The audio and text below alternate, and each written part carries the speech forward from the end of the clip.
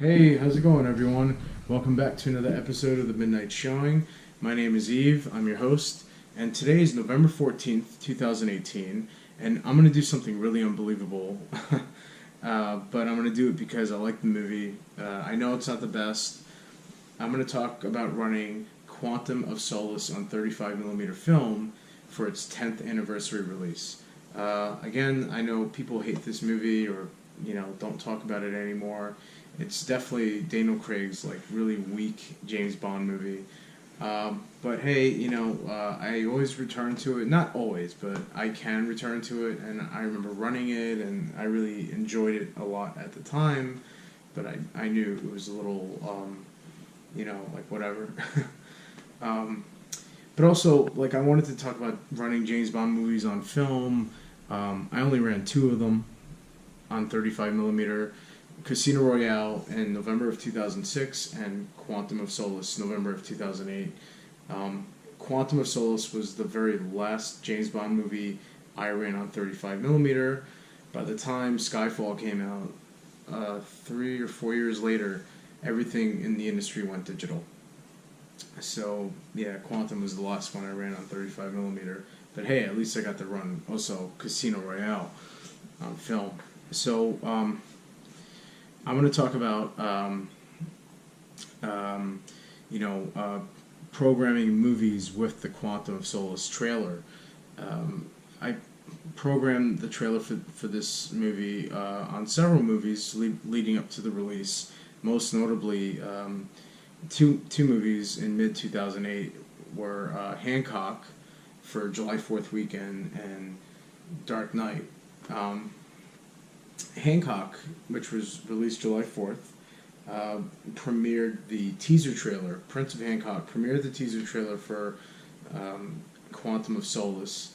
I don't think it was attached. I think it was in the can, and normally the last couple trailers that play right before the movie are trailers the studio want to show you as what's upcoming for their stuff. And Quantum of Solace was one of them. And it's a cool trailer, it's great, definitely check it out on YouTube. If you love watching movie trailers, that's a very good trailer.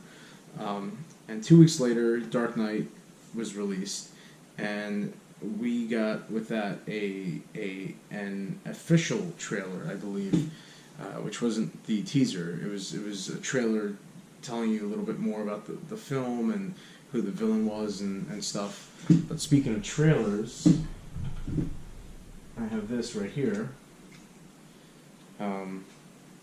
This is a 35mm trailer, scope trailer, as you see right here,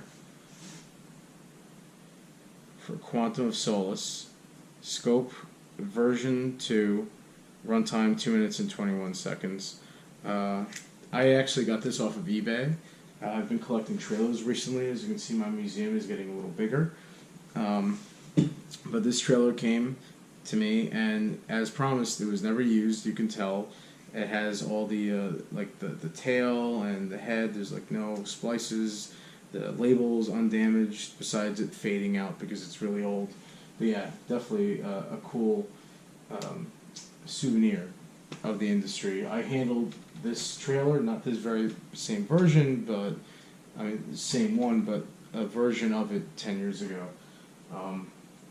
So at least I have James Bond on 35 right there. The movie came out November 14th, and I remember most of you know that I was working between two theaters, a 6-plex and an 18-plex with an IMAX. So I was busy running this movie on 35mm throughout Thanksgiving and right up until right before Christmas. And I remember at the 6-plex, I built up the 35 prints there, and at the 18-plex, I was running only IMAX stuff. And I remember building up the prints, and I was like, oh my god, 5 reels. I was really shocked. I was like, 5 reels for a James Bond movie? Usually a movie that's so short isn't a good sign, especially when the first movie was about 2.5 hours. How much, complex storytelling can you tell in an hour and a half film, but sometimes some movies get away with it. But this was Quantum of Solace. I remember the teaser trailers that ran on prints of Quantum of Solace for Angels and Demons, which was this sequel to the 2006 Tom Hanks movie Da Vinci Code, and a teaser trailer for 2012, the John Cusack disaster movie. That's a great trailer, by the way. Definitely check that out. Definitely worth a look. And the unique thing about these Daniel Craig movies is Sony Pictures co-distributed all four Daniel Craig films. I think the one coming out in 2020 is finding a different studio to like co-distribute it, but for the four movies that he made, Sony Pictures like stepped in and helped, with I guess financing and distribution. But before then, it was always MGM and United Artists and stuff like that.